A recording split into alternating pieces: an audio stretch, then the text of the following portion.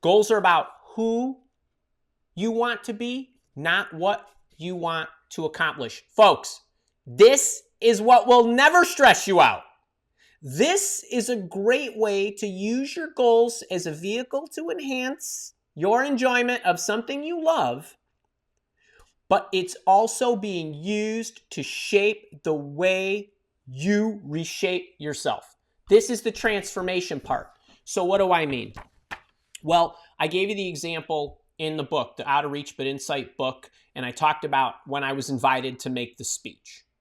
So actually, if you don't have the Out of Reach book, we give it away free, and you can check that out. But when I got asked about giving a speech to these scholarship students, and if you have no idea what I'm talking about, the Out of Reach book, the goal setting methodology that I have, started as a speech. I was writing a speech. Now, I didn't actually know what I was going to do with this speech. I might have thought I was just going to go meet a bunch of nice people, give this talk that was 48 minutes to 400 scholarship students and faculty and folks like that. But giving that speech was part of who I was. It was a helper, right? I wanted to inspire. I wanted to be able to go and motivate these individuals and set them on the right path, right? So it was a goal. Now, what I choose to do with that is up to me, but I don't have to see all the uses of it. It was part of who I was. You want to strive to be a saver, or do you want to save $10,000? The outcome goal that I talked about, saving the $10,000, is dependent on the system you put in place in order to achieve it, but it's also dependent on other factors.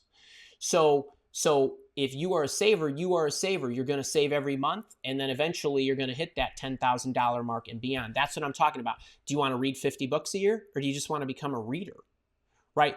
You are a reader. That is who you become. How many books you read is irrelevant. I quit a lot of books because it's the author's job to keep me entertained and interested. So that's what I'm talking about. But this next one, I want to talk a little more about this one. This is what I think a lot of you do wrong. This is what a lot of companies do wrong. Get into it, then you set it. I want to give you a couple, 3 stories here maybe, okay? Number one, I have been a trainer in this capacity since 2015 July. Okay, so, right, 5.5 years at the time we're doing this live. And in the first year, actually first nearly 16 months, I didn't sell one thing. I just gave everything away because I was trying to learn the trade. And I was trying to understand how to build a community, what the issues were, what people were interested in understanding, what got their attention, what kept them engaged, and all that good stuff. And then in the next year, we started selling stuff, and we've been selling stuff, right, ever since. Not one time until 3 days ago have I ever set a revenue goal for this company. You might think, well, Andy, that's just silly. How are you going to make progress without setting revenue goals for yourself? Would you be surprised if I told you that every year since that time, since we started selling, we've either doubled or tripled our revenue from the previous year with no goals set, with no magical number that kept me obsessed looking at, oh my God, I got to make so much money. No, I focused and put a system in place so that I could gain more exposure. And what happens with the system is, because this takes time to understand exactly what influences revenue, I had to look at all the different variations, combinations, times of the year, days of the week, number of people who are interested, people who weren't, in the shows I did, and the videos I put out there, and the webinars I put out there, and the workshops I put out there, and all the variations of that, and what the right formula is in order to be able to understand and predict what a reasonable revenue goal is. It took me 5 years, right? Now, that might be an extreme case, but that's what I'm talking about.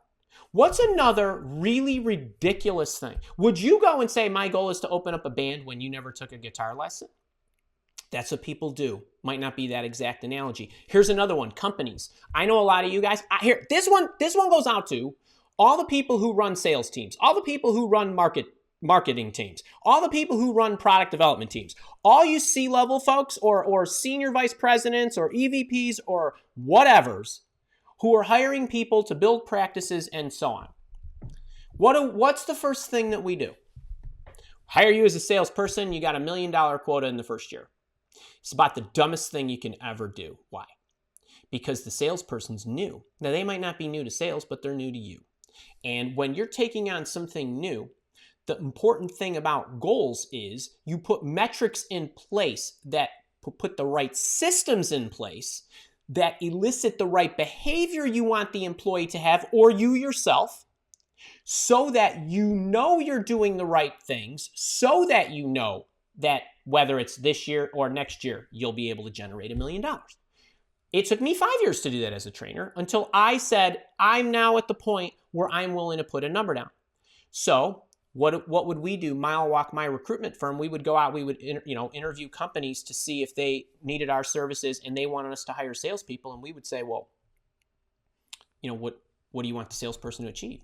And inevitably, nearly 100% of the time, we were trying to talk them out of that type of program for somebody who was being hired for sales in the first year. What do I care what that revenue number is that salesperson brings in? I can only know if I made a good hire, and I can only condition the salesperson as an employee to do the right things and feel great about him or herself, have the confidence to do what I need them to do. And the only way to measure that is to look at the intermediary steps that are required to earn the $1 million. How many phone calls you making? How many meetings are you setting up? Those become the goals. Those become the metrics. Why? They're shorter on here he is or she is, there's the goal. But along the timeline, there's certain things that they need to attain and certain things that they need to do. The bigger the goal, the more reliant you become on the systems you put in place. And part of the systems and what makes them work are the intermediary flags that you got to work toward. Okay, so when I was becoming a trainer, I needed to know what attracted the most people. And I needed so that I can help the most people. And until I figured that out, it didn't make sense for me to start worrying about my revenue goals. That's what I'm talking about. So some of you guys that are in corporations, you need to figure out what the early goals are for the people you hire, right? You don't hire somebody to increase your brand awareness and then judge them based on the revenue that they generate. You judge them based on how much traffic is coming to whatever it is they created. Is it the billboard? Is it the TV commercial? Is it the website? Is it the search engine better optimized or whatever? Right? This is what I'm talking about. So when you were setting goals for yourself, all of you want to set them right away. You don't set your marathon finish time when you don't know how to run 26.2 miles. Okay, that's what I'm talking about. And this is why we get stressed out. So you need to get into it and then look and evaluate and get to a comfortable spot where if you would like to put an outcome goal down, you've got the backing behind it. We took a search one time for a startup. They said, we need our salespeople to generate $1 million in the first year. I said, where do you get that number? Has anybody ever generated $1 million in your, no.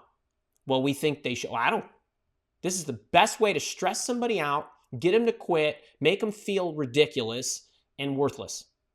Okay, you do that to yourselves. All right, so don't. Okay, all right, enough on that. I like this formula. So I talked about goals and that I only have a couple in my life. And then I talked about my life systems or the systems that I focus on in order to reshape who I am. 90%, if I had to add them all up, would be life systems, and my goals would be 2 to 10% of anything that I care to track. Okay, so I think there's a better balance, and the fewer the goals, especially if they're big, the better. This is how you do goals right. I went into nauseating detail in this in the masterclass.